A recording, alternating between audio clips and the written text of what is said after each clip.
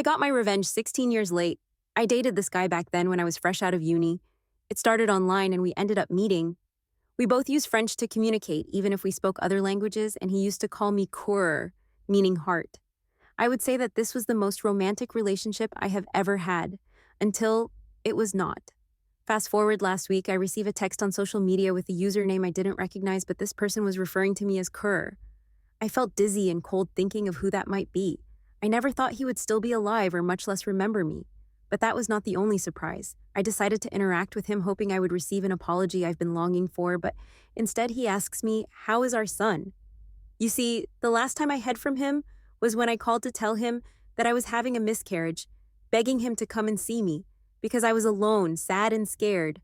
I had informed him about the pregnancy shortly before that, and he kept saying that it was hard for him to process. When I mentioned the miscarriage, I hope he would offer some support since he seemed not to be okay with the pregnancy. He didn't show up and never reached out until 16 years later. Now he is back, calling me cœur and asking about his son. I refreshed his memory, still hoping for an apology. Instead, he accidentally mentions that he has been stalking me on social media and knows that I have a son.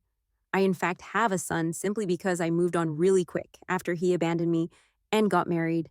He offered a shallow apology, but also mentions that he was in a really rough situation and needed all financial support he can get, and he reached out, hoping that I would have pity on him as the father of my son and help him out. What a joke.